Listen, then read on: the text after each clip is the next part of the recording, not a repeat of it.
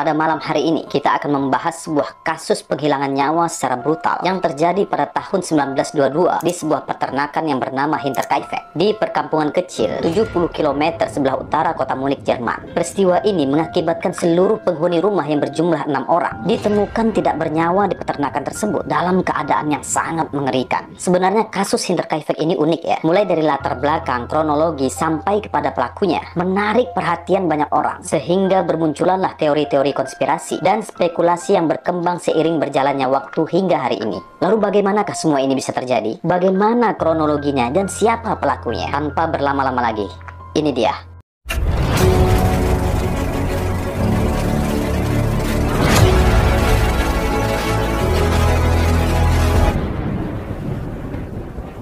Hinterkaifeck adalah sebuah peternakan dan pertanian yang terletak di daerah Bayern, Jerman. Lebih tepatnya, peternakan ini terletak di desa Grobern yang merupakan bagian dari kota madya Weidhofen di Bayern, Jerman. Jadi di desa Grobern ini memang ada beberapa lahan peternakan yang dimana orang-orang di sana terbiasa memberikan nama kepada peternakan yang mereka kelola. Namun gua nggak dapat data nih tentang peternakan lain di desa ini dikarenakan informasi sejarah tentang desa kecil ini pada saat itu tidak terdokumentasi dengan baik. Nah, orang-orang di desa Grobern ini antara peternakan dan pertanian biasanya terletak di satu lokasi dan dikerjakan oleh orang yang sama. Nah, di lahan peternakan Hinterkaifeck inilah tinggal sebuah keluarga yang bernama keluarga Gruber yang terdiri dari 5 orang dan seorang pembantu rumah tangga. Keenam orang tersebut yang pertama adalah Andreas Gruber yang berumur 63 tahun. Yang kedua adalah istrinya Cecilia Gruber yang berumur 72 tahun. Yang ketiga adalah putri mereka yang merupakan seorang janda yang bernama Victoria Gabriel yang berusia 35 tahun. Kemudian Victoria ini memiliki 2 orang anak. Anak pertama bernama Cecilia berumur 7 tahun dan anak kedua bernama Joseph berumur 2 tahun. Dan mereka juga memiliki seorang pembantu yang bernama Maria Baumgartner yang berumur 44 tahun. Jadi total penghuni peternakan ini berjumlah 6 orang. Nah, di peternakan Hinterkaifeck ini keluarga Gruber memelihara sapi, babi, ayam, kuda, dan beberapa hewan ternak lainnya. Nah, di samping itu selain beternak, keluarga ini juga mengelola ladang dan berkebun sayur-sayuran. Nah, kebetulan pemilik dari peternakan ini adalah Victoria Gabriel yang merupakan anak dari Andreas Gruber. Andreas, Cecilia, dan anaknya Victoria mengelola peternakan dan kebun. Sedangkan pembantunya yang bernama Maria mengurus rumah dan kedua anak Victoria yang bernama Cecilia dan Joseph. Nah, sebelum masuk ke cerita inti, kita mundur dulu ke waktu 6 bulan sebelum pembantaian ini terjadi. Kok jauh banget ya, sampai 6 bulan sebelumnya?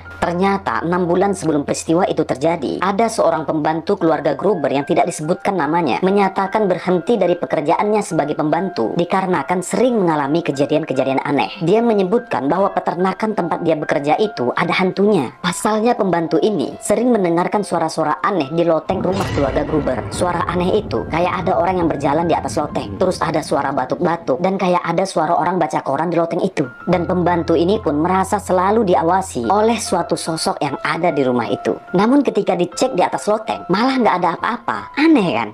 Inilah yang menyebabkan pembantu itu resign karena ketakutan, yang kemudian digantikan oleh pembantu lain yang bernama Maria Baumgartner. Nah, mulanya nih, keluarga Gruber nggak percaya dengan perkataan pembantunya yang mengatakan bahwa rumah itu berhantu. Sampai mereka mendengar sendiri, mulai dari keluarnya pembantu itu sampai detik-detik kejadian tragis ini pun, suara-suara di loteng itu semakin intens terdengar. Tapi ketika Gruber memeriksa loteng mereka, tetap tidak ditemukan apa-apa. Ini setan apa gitu kan?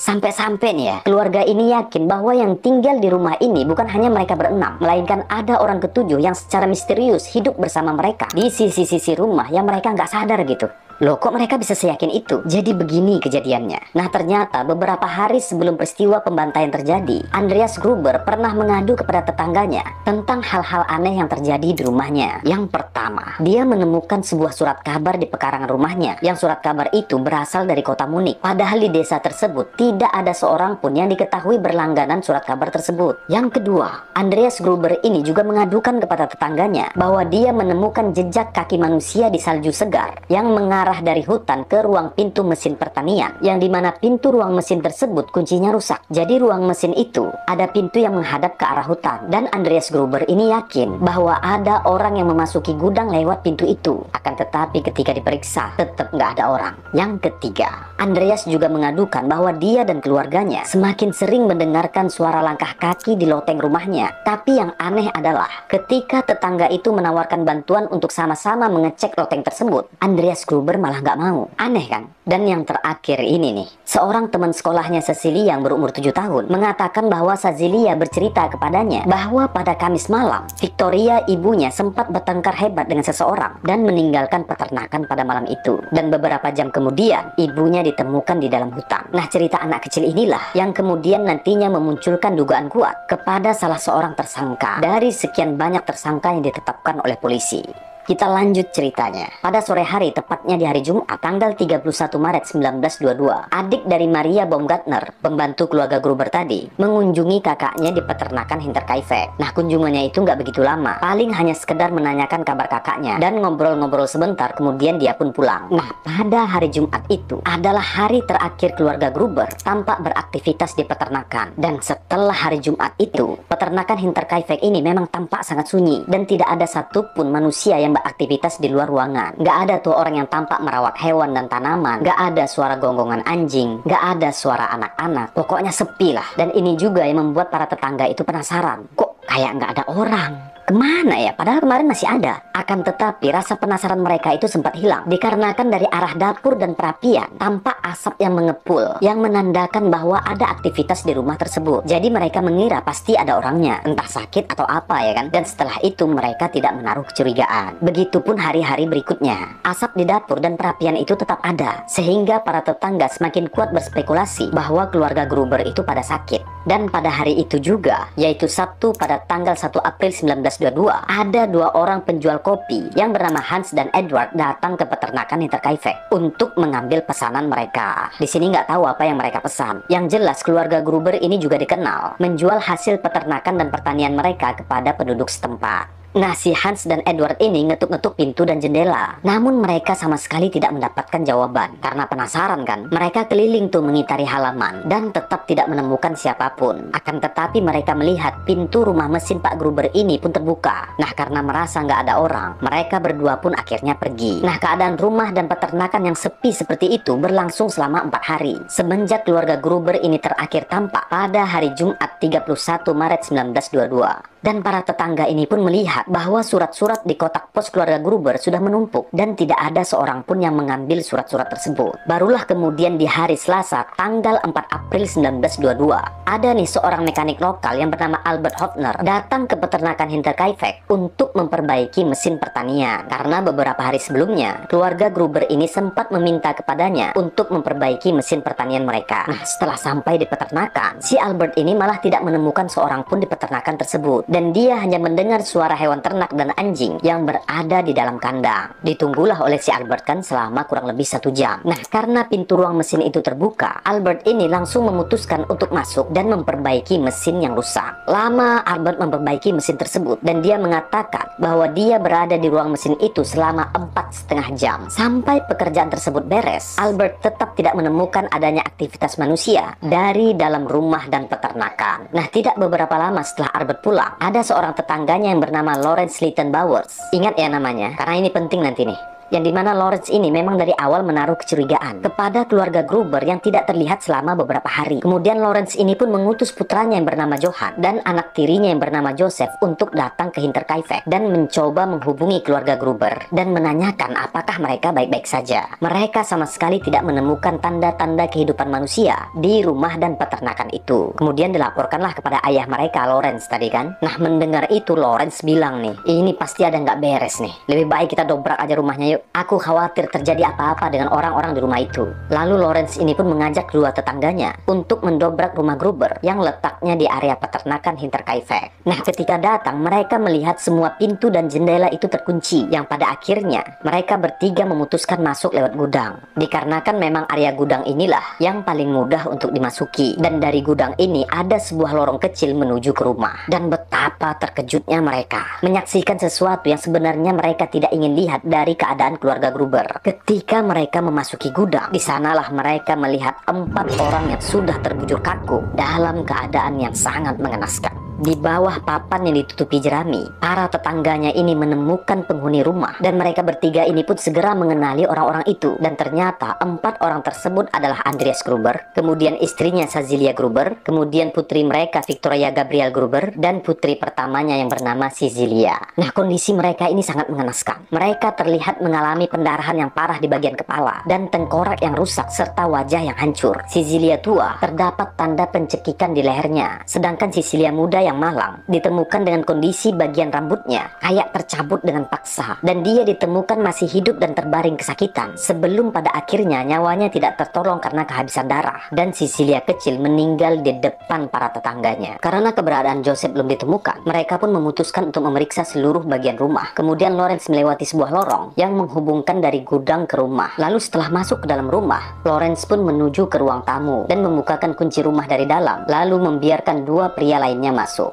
Nah, ketika mereka memeriksa kamar-kamar itu, di salah satu kamar mereka menemukan Maria Baumgartner bersama dengan anak laki-laki Victoria yang bernama Joseph, dan keduanya terbaring tak bernyawa di kamar tidur tersebut. Dan dari sana jelas terlihat bahwa kematian mereka disebabkan pukulan keras di daerah kepala. Nah, sebelum pihak kepolisian datang, para tetangga Gruber ini sudah memenuhi rumah, karena pada waktu itu pedesaan pada umumnya berita tentang kematian itu dengan cepat menyebar, apalagi ini adalah berita kematian yang mengerikan. Nah, celakanya para tetangga ini telah melakukan hal-hal yang mengganggu dan menghambat penyelidikan polisi waktu itu. Kayak contohnya nih ya, sebelum polisi datang, mereka sudah berjalan-jalan di sekitar TKP, menyodok-nyodok mayat, memindahkan mayat, dan mengambil serta menghancurkan barang-barang yang ada di sekitar, yang kemungkinan bisa menjadi barang bukti dari penyelidikan polisi. Tidak hanya itu, ada yang lebih konyol lagi. Tetangga-tetangga laknat ini malah masak-masak di rumah keluarga Gruber. Absurd banget ya, ini satu keluarga dibantai, tetangga-tetangganya malah kayak pesta makan. Baru ketika pihak kepolisian datang, para tetangga itu kemudian barulah diusir oleh polisi karena dianggap mengganggu penyelidikan. Hal inilah yang membuat kasus ini semakin sulit untuk dipecahkan, karena memang barang-barang bukti yang berserakan di tempat tersebut banyak yang diambil, hancur, dan berpindah tempat. Namun kepolisian tidak kehabisan akal dalam penyelidikan ini. Di hari pertama, mereka sudah dapat menyimpulkan bahwa tragedi pembantaian ini terjadi pada Jumat malam pada tanggal 31 Maret 1922, dan ini didapatkan dari persaksian adiknya Maria yang datang ke peternakan itu pada hari Jumatnya. Maria ini pembantunya Gruber ya. Dan setelah hari itu, keluarga Gruber tidak lagi tampak beraktivitas. Nah, awalnya polisi ini mengira bahwa motif kejahatan itu adalah perampokan. Tapi ketika penyelidik dengan mudah menemukan persediaan uang keluarga Gruber, mereka menyadari bahwa alasan pembunuhan itu pasti sesuatu yang lain. Lalu pihak kepolisian juga menemukan bahwa para korban ini ditarik satu persatu untuk masuk ke dalam gudang dan dibantai di tempat tersebut. Sampai akhirnya setelah membunuh 4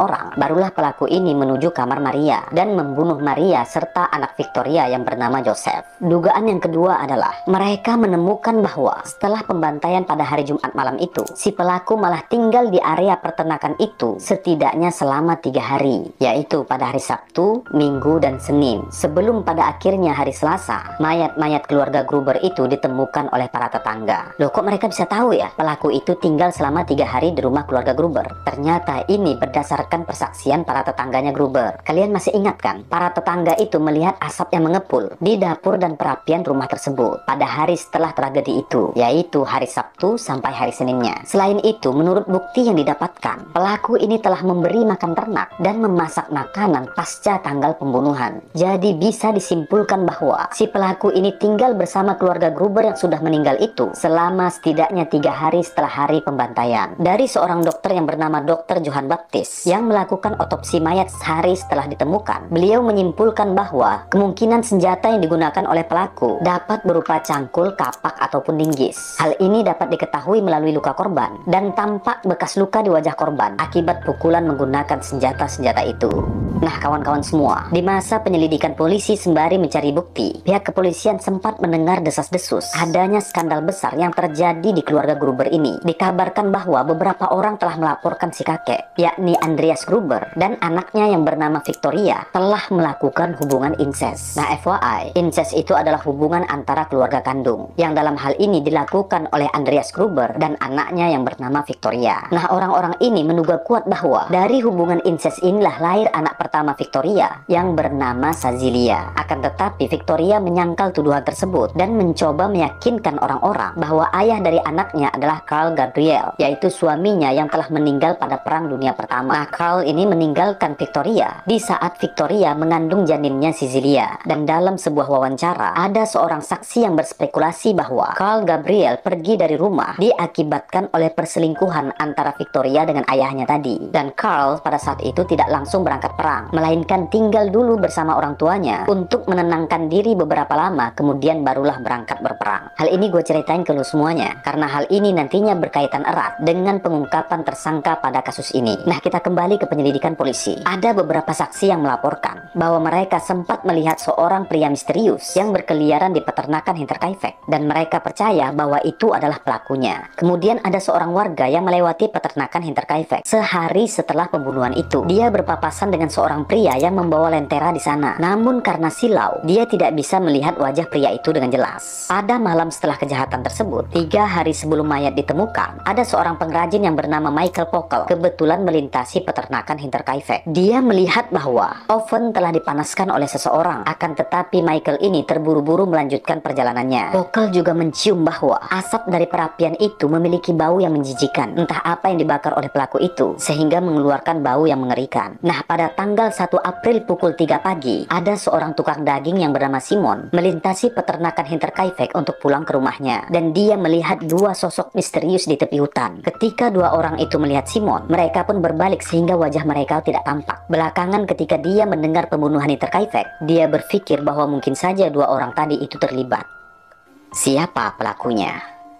Nah, sebenarnya polisi sudah menetapkan lebih dari 100 tersangka yang pada akhirnya mengerucut menjadi 8 tersangka berdasarkan kesaksian para tetangga Gruber di sekitar peternakan Hinterkaifeck. Di sini kita tidak akan membahas semuanya ya. Namun setidaknya ada 3 tersangka yang menurut para saksi dan penyelidikan kepolisian yang paling dekat dengan tuduhan sebagai pelaku pembantaian pada kasus ini. Yang pertama, Lawrence Clayton Bauer. Lo masih ingat kan dengan Lawrence ini? Dia adalah seorang tetangga yang memprakarsai pencarian keluarga Gruber di Hinterkaifeck bersama dengan 2 tetangganya. Nah, pada tahun 1931, polisi mewawancarai Lawrence selama penyelidikan ulang mereka. Menurut wawancara itu, Lawrence mengaku bahwa dia dan Victoria mulai menjalin hubungan, bahkan sempat beberapa kali tidur bersama. Lawrence juga mengaku bahwa dia ingin menikahi Victoria. Namun ketika Victoria memberitahu bahwa dia hamil, Lawrence meragukan bahwa dia adalah ayah dari anak tersebut. Dikarenakan pada saat itu masih terdengar desas-desus adanya perselingkuhan antara Victoria dengan ayahnya. Nah, Lawrence ini sempat ingin mengajukan pengaduan ke kepolisian terhadap Andreas Gruber dan Victoria karena kasus hubungan incest. Tetapi ketika Victoria memohon kepadanya dengan berlinang air mata untuk menerima anaknya sebagai anak kandung, Lawrence setuju dan membatalkan niatnya untuk mengajukan pengaduan. Meskipun Lawrence tidak tahu siapa ayah dari anak tersebut, tapi Lawrence sudah menganggap si Joseph ini, alias anak Victoria yang paling kecil, sebagai anak kandungnya sendiri. Nah, atas cerita itu polisi menyatakan bahwa Lawrence ini tidak bersalah. Tersangka kedua, Carl Gabriel.